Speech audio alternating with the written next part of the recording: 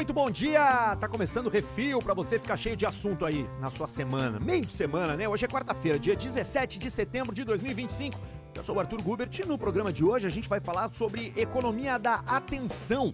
Um artigo muito interessante ali da The Economist sobre essa modalidade, né? De encarar a nossa presença nas mídias digitais. Ainda nesse assunto, vamos falar sobre lutar contra a dopamina digital e sobre como os influenciadores estão largando as redes e voltando ao CLT.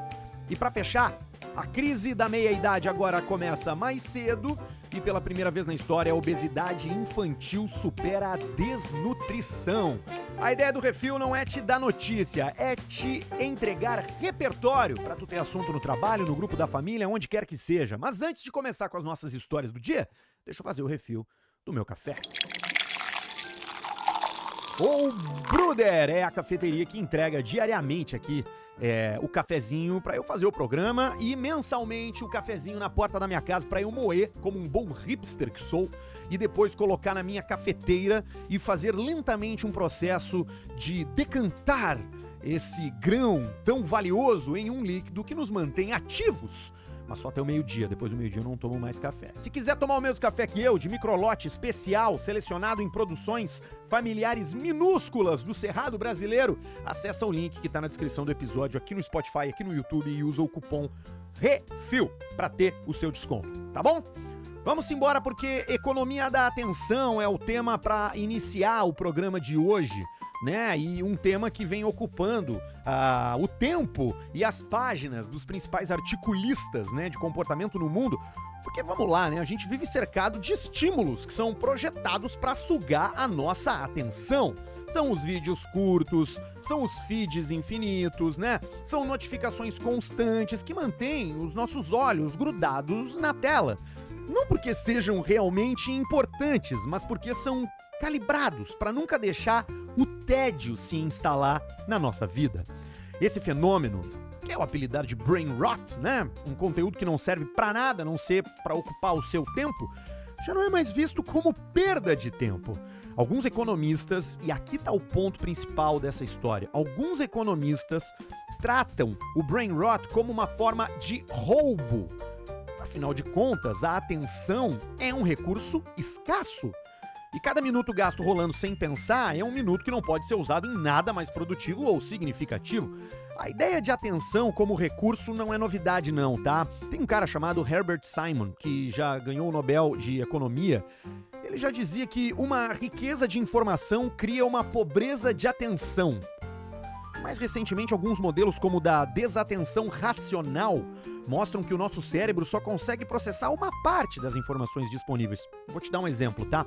Sobre como nossa cabeça tá sempre procurando atalhos.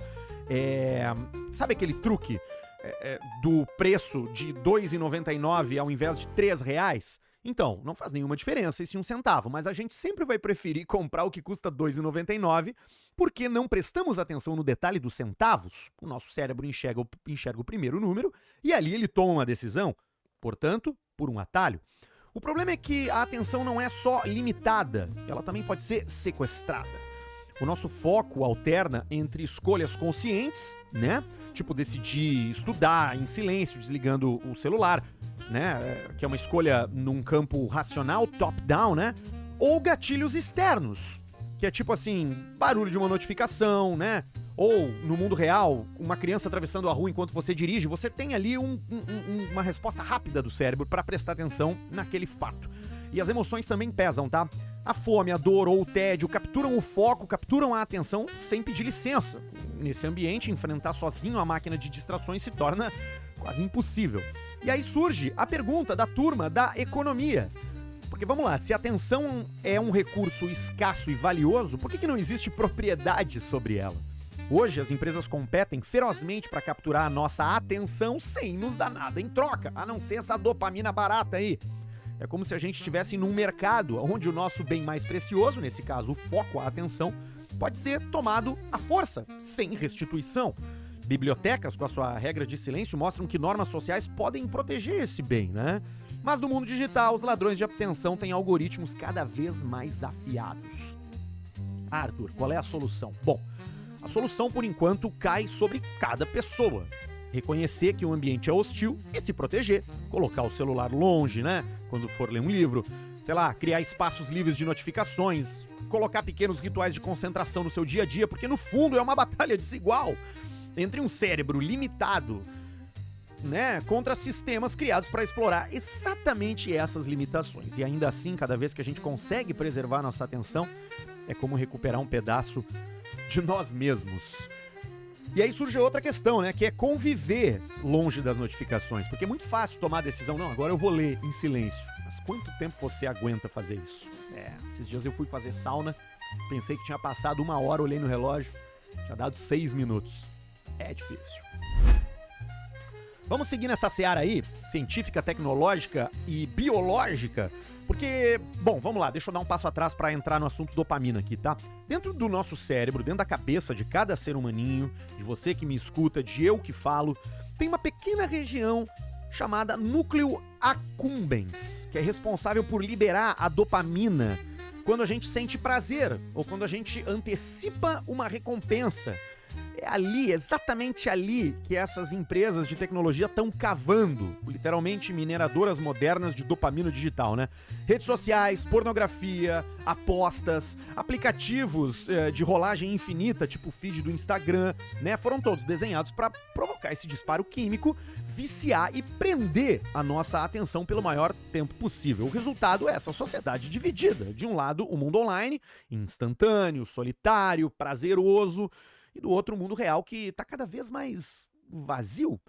Essa dinâmica já mostra seus efeitos mais dramáticos nos jovens, especialmente nos meninos, tá? Seus cérebros são mais sensíveis à busca por atividades e status. Mas o córtex pré-frontal, que é responsável pelo autocontrole, ainda tá em formação nessa gurizada. Então, no passado, as sociedades antigas, né, canalizavam essa energia pro trabalho, para exercício físico, para colaborar com a comunidade através da força. E hoje ela é desviada justamente para esses conteúdos. Pornografia, né, vídeo curtinho ali de Instagram, coisas que vão te dar algum tipo de recompensa imediata. Isso acaba corroendo a autoestima, afetando relacionamentos, né? Sabota a entrada desse jovem na vida adulta, porque ele já vai carregado de microtraumas digitais dentro da cabeça. E o problema vai além dessas escolhas individuais, né? Sobre o que ver, o que assistir. As regras do jogo foram montadas para favorecer o virtual sobre o material. São bilhões sendo investidos em data centers, né, chips, inteligência artificial, e não em infraestrutura física ou em empregos de propósito tangível. Aquelas coisas que nos entregavam uma satisfação apenas por estar fazendo, como um artesão, por exemplo, né? Como uma pessoa que faz ali alguma coisa que vai ser utilizada pelas outras na vida, né? As próprias plataformas escondem os dados, preciosos dados, sobre como os algoritmos vão moldando o comportamento das pessoas. E o pouco que aparece é revelador. Fui atrás dessa informação aqui, ó. No Instagram, só 7% do tempo gasto é com conteúdo de pessoas que a gente segue. 93% chega até a gente sem a gente pedir. Então, se a dopamina virou um produto explorado, os reguladores, as empresas, o Facebook, o Meta, o Instagram deveriam tratá-la como tal. Assim como medicamentos precisam vir em embalagens seguras e informativas, e até as comidas que a gente compra no mercado agora vem ali dizendo excesso de açúcar, excesso disso, excesso de aquilo, os aplicativos poderiam ser obrigados a expor os seus riscos, por que não, né? Limitar o acesso de crianças, compartilhar esses dados com a ciência, ao invés de ficar correndo atrás de monopólios digitais que mudam de forma. A regulação deveria mirar o ponto central, que é o cérebro humano, onde o prazer e a dor estão sendo reorganizados em ciclos de dependência. Interessante isso, né? Mas lutar contra a dopamina digital não significa só restringir telas, até porque isso é impossível. É que nem cigarro, né? A guerra contra as drogas, essas coisas existem. A gente tem que aprender a lidar com elas, ao invés de lutar para eliminá-las, né? A gente deveria fortalecer o mundo real, portanto. Mais moradias, mais energia limpa, mais inovação em áreas difíceis, né? Tipo, sei lá, biotecnologia, para entender melhor essa história. Mais escolas técnicas para treinar jovens a construir, fabricar, inventar. Dar sentido à camaradagem fora da tela, né?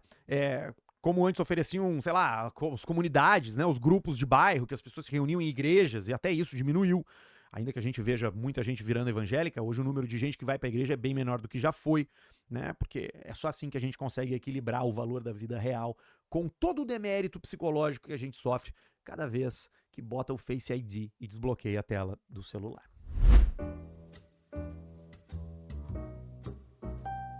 Agora no aspecto profissional dessa vida digital, tá? Porque assim, eu posso dizer pra vocês com conhecimento de causa, nos últimos anos, o discurso dominante era abandonar o crachá da firma, né? Largar fora e apostar tudo no trabalho como influenciador digital. Várias pessoas fizeram isso, muitas pessoas fizeram isso em diferentes nichos, de diferentes maneiras. Mas tem um movimento contrário, que está começando a ganhar bastante força. Criadores que abandonam as redes e voltam ao regime CLT em busca de quê? Estabilidade financeira. Olha ela aí, né? Saúde mental, perspectiva de carreira, todas essas coisas que são tão abstratas e tão etéreas para quem cria conteúdo e vive de criar conteúdo digital. Tem um exemplo aqui que é o da Alana Azevedo, que eu encontrei nessa matéria do Estadão aqui, ó, conhecida pela personagem fictícia dela, a Alanitia. Ela viveu durante um tempo exclusivamente da renda online, né, para realizar as coisas dela ali, mas decidiu aceitar uma vaga formal numa agência de publicidade porque estava cansada da incerteza dos contratos e da pressão por relevância.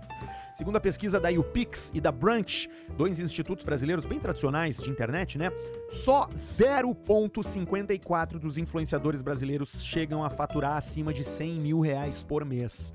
A grande maioria, né, que é cerca de um terço aí, recebe entre 2 e 5 mil. Valores que muitas vezes não compensam a falta de benefícios básicos, porque o cara pode até ter um perfil com 1 milhão de seguidores, mas ele não necessariamente vai ter um plano de saúde por trás, né?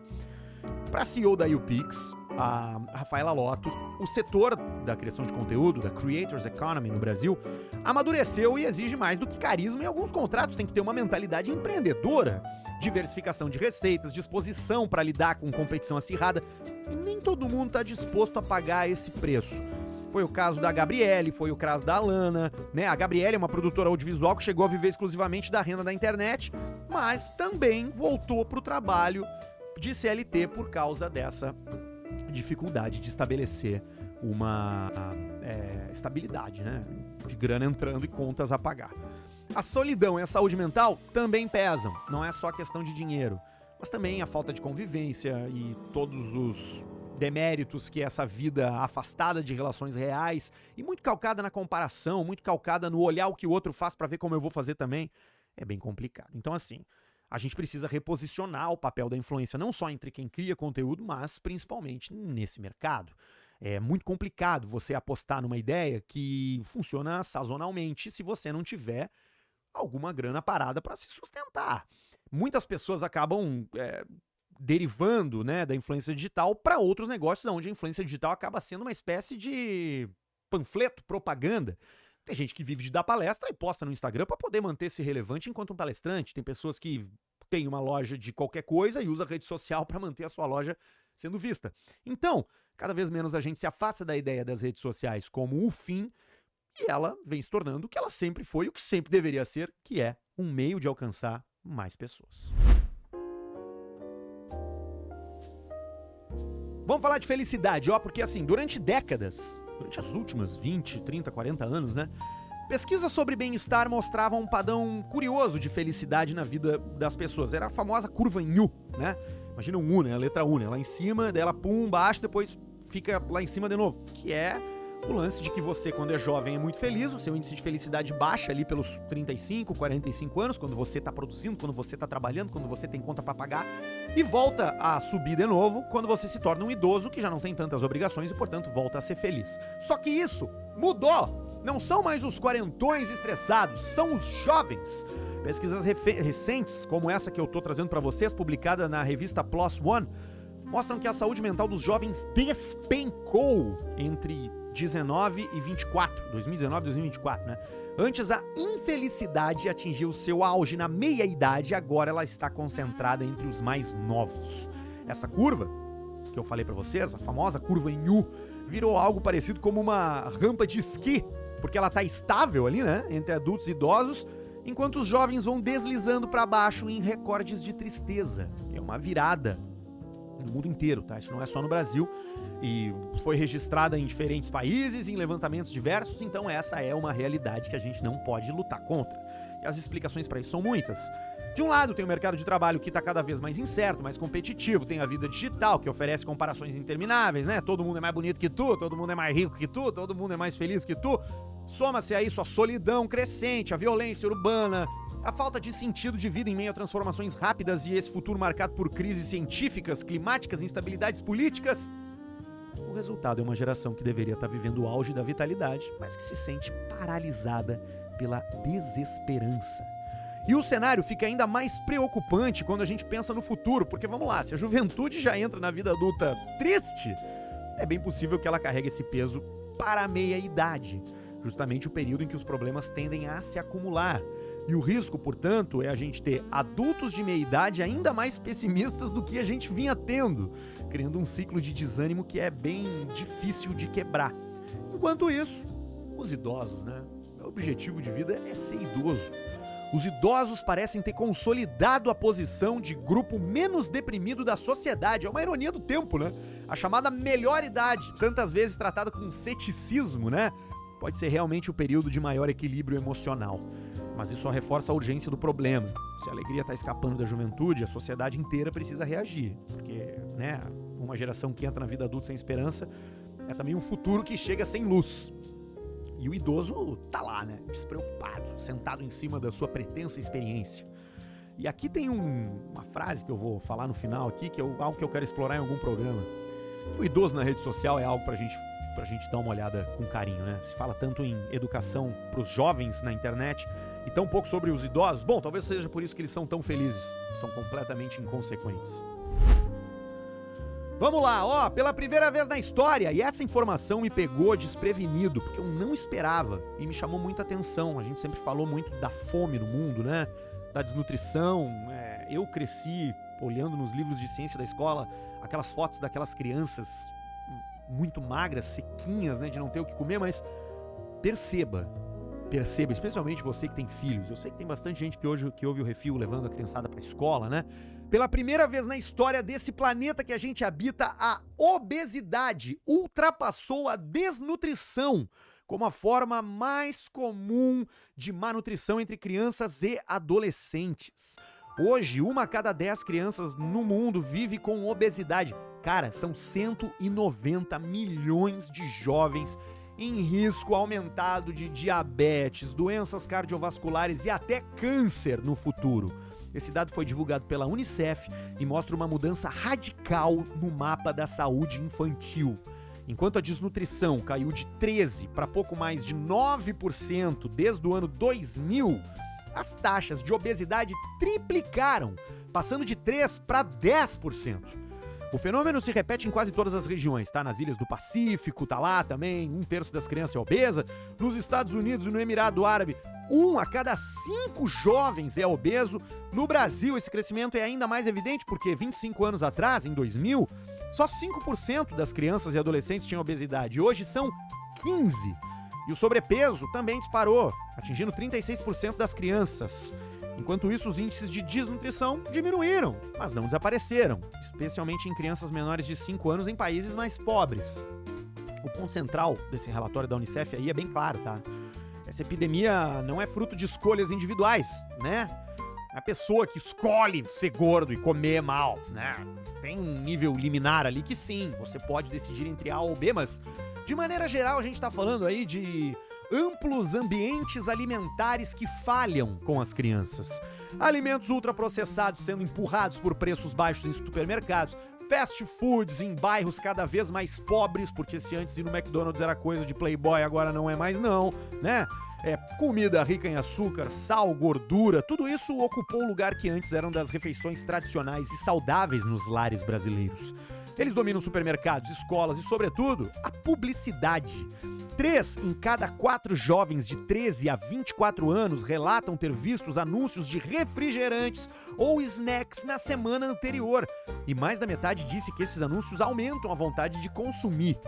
As consequências são pesadas não só para a saúde, mas também para a economia, porque, vamos lá, né? Tem estimativas dizendo que até 2035 esse impacto da obesidade, do sobrepeso nas crianças, vai ultrapassar os 4 trilhões de dólares por ano em custos relacionados a doenças. E para países em desenvolvimento, como o Brasil, em algumas regiões, né, ou o Peru, sei lá, a América do Sul como um todo, esse fardo pode chegar a centenas de bilhões de dólares. Essa é a nova face da malnutrição, que além de fazer mal para a saúde, faz mal para a economia. Ainda assim, vamos tentar olhar por uma luz no fim do túnel, tá? Tem sinais de reação. México é um bom exemplo, tá?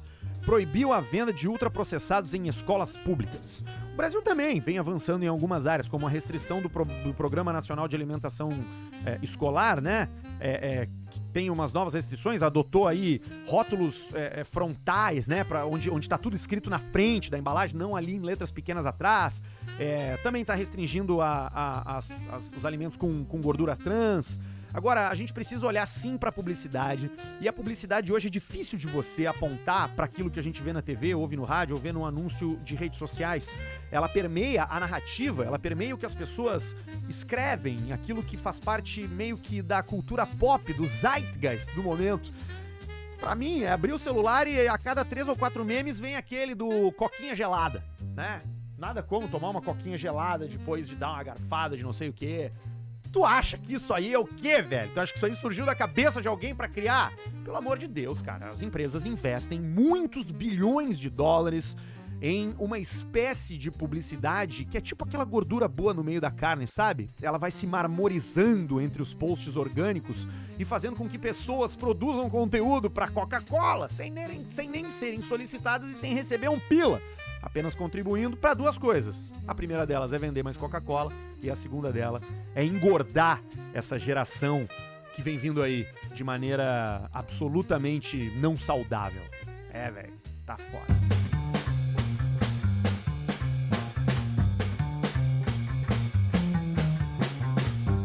O Refil vai ficando por aqui. De segunda a sexta às 6 da manhã, tu já sabe, né? Tem um encontro marcado comigo.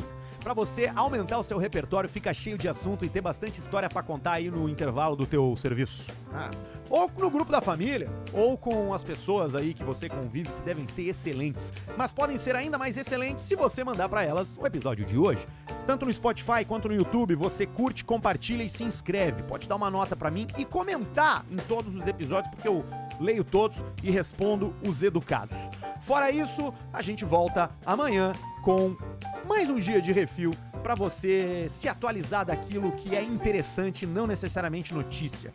Porque aqui é walk the talk, né? Skin in the game. Se eu tô falando para você se afastar das telas, o refil traz não o que você precisa saber, mas o que vai agregar com a sua saúde mental, se tornando uma pessoa mais interessante. Eu sou o Arthur Gubert e amanhã eu tô de volta. Tchau.